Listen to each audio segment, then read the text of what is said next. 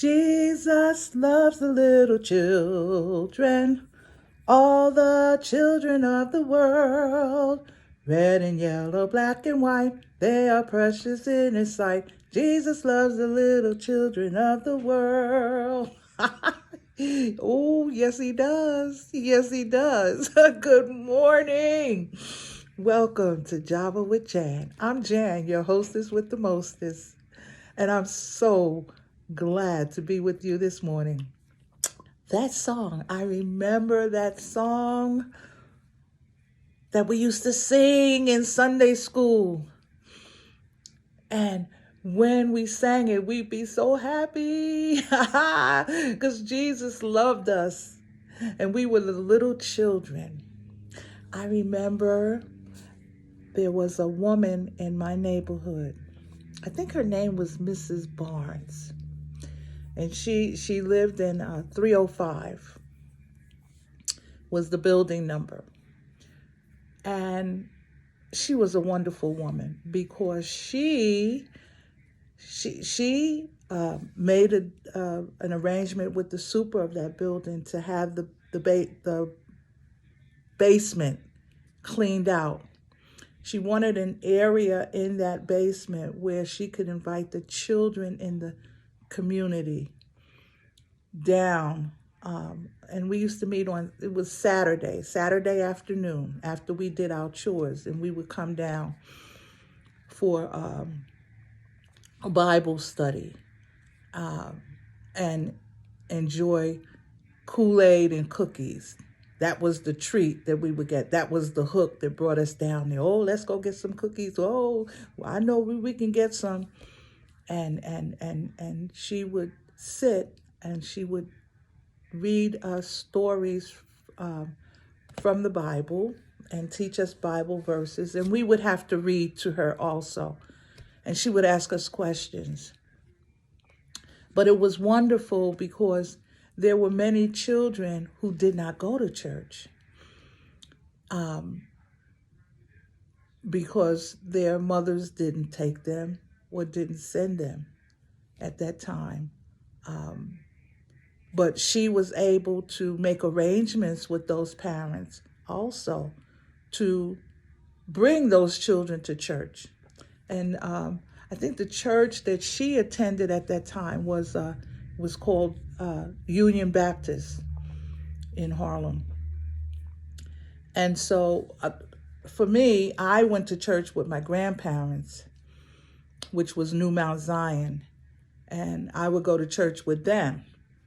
But there were so many children who didn't, but she took them, whose parents were willing to allow her to do so. And she would, they would have to be ready and be on the corner or be on their stoop in front of their building when it was time to go to church. And so it was a blessing because they got to know something about God. They didn't, and hopefully what they learned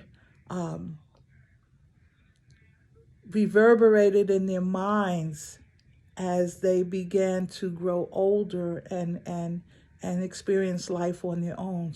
Hopefully what she taught us from the Bible would be like a rain on their behavior, on their thinking. Because without it, I look around today and I just can thank God that I had that anchor, because things they're crazy. They're crazy. And I see without God, without Christ, there's madness. So I want to thank you, Mrs. Barnes. Or was it Miss Barnes? I think she was single. But single, married, God bless you, Miss Barnes. Because you tried to help the children. And we sang that song in her class because she wanted us to know that God loved all of us. no matter what, all the children of the world, red and yellow, black and white, didn't matter. We're precious in his sight. Jesus loves the little children of the world. And when we come to God, we must come as children. Even if you're 900 years old, you become a child of God. So, thank you. And she was just an example to me of someone who influenced the children, who influenced us. And remember, we're always influencing somebody. Somebody's always watching us. And I know for myself, when I moved to our first home in Jersey, I took children to church. I would talk to the children in my neighborhood, and I would talk to them about Jesus, and I got them interested. And they would want to come to church with me, and I would ask their parents because, well, we were neighbors, and so I would,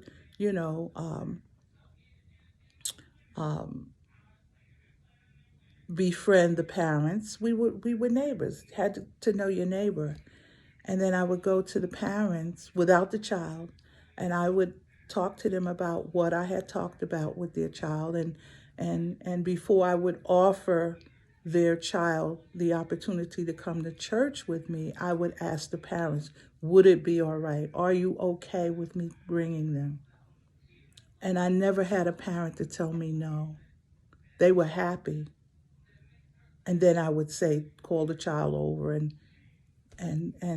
let them know that mommy and daddy, most of the time it was just mommy, said it was okay for me to bring you to church. And then I would tell both of them together what time I needed them to be ready.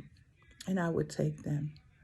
And we would spend hours in church, and I would, on the way home, treat all the children to something from Wendy's. We would get chicken nuggets or French fries or whatever they wanted on the dollar menu. But it was okay. And then I'd bring them home. And I did that for years. And it felt good. It felt good that I was able to introduce them to God, to Jesus. Now, what they did with it in their later life, I don't know. But I honestly believe that exposure would rein them in times of need for them. So just know you're always influencing somebody, whether you realize it or not. How are you influencing them? Is it for good or is it for bad? Think about it. Have a blessed day.